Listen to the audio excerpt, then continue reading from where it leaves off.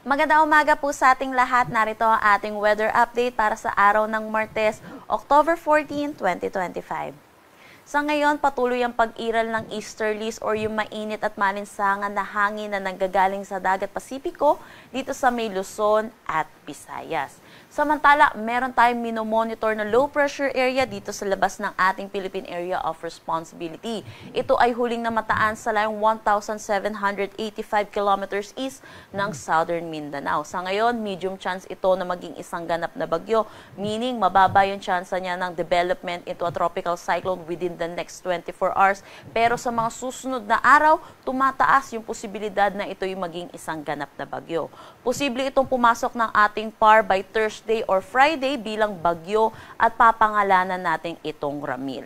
So current analysis po natin, posible itong lumapit dito sa may Northern Luzon, kaya inaasahan natin malaking bahagi ng Luzon ang makakaranas ng mga pag-ulan pagdating ng ating weekend.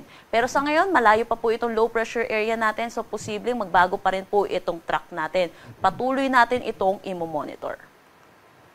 Para naman sa magiging panahon natin ngayong araw dito sa Luzon, inaasahan natin. Dito sa may Cagayan Valley, Isabela, malaking bahagi ng Central Luzon, Metro Manila, Calabarzon, Bicol Region, Marinduque at Oriental Mindoro ang maulap na papawiri na may mga kalat-kalat na pag-ulan ngayong araw, dulot ito ng easterlies. Hindi naman po natin inaasahan na tuloy-tuloy itong mga pag-ulan po natin at posible yung moderate to at times heavy po. Samantala, para sa nalalabing bahagi ng Luzon, lalo na dito sa western section ng ating bansa, inaasahan po natin magiging maaliwalas naman ang kanilang panahon, pero asahan din natin yung init at alinsangan, lalo na sa tanghali hanggang hapon, na may mataas na tsansa ng mga localized thunderstorm pagdating sa hapon at sa gabi.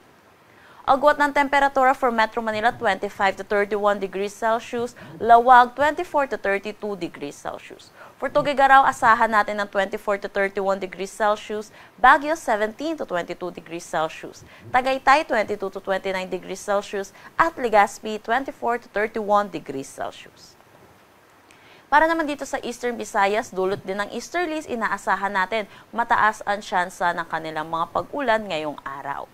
Samantala, para naman dito sa Palawan, nalalabing bahagi ng Visayas at buong Mindanao, magiging maaliwalas din ang kanilang panahon. Pero asahan nga din po natin yung init at alinsangan, lalo na sa tanghali hanggang hapon, na may mga tsansa po ng mga localized thunderstorm pagdating sa hapon at sa gabi. Ugaliin po natin magdala ng payong, pananggalan sa init at mga pag-ulan, lalo na sa hapon at sa gabi. Agwat ng temperatura for Calayan Islands at Puerto Princesa, 25 to 32 degrees Celsius.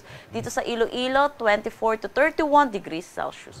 For Cebu at Tacloban, 25 to 31 degrees Celsius. Cagayan de Oro, 25 to 32 degrees Celsius. For Davao, 24 to 33 degrees Celsius. At Zamboanga, 24 to 33 degrees Celsius. Wala naman tayong nakataas na anumang gale warning sa anumang seaboards ng ating bansa. Ang sunrise natin mamaya ay 5:47 a.m. at ang sunset natin mamaya ay 5:37 p.m. Para sa karagdagang impormasyon, bisitahin ang aming mga social media pages at ang aming website pag-asa.dost.gov.ph. At yan po muna ang latest dito sa Pag-asa Weather Forecasting Center. Chanel Dominguez po at magandang umaga.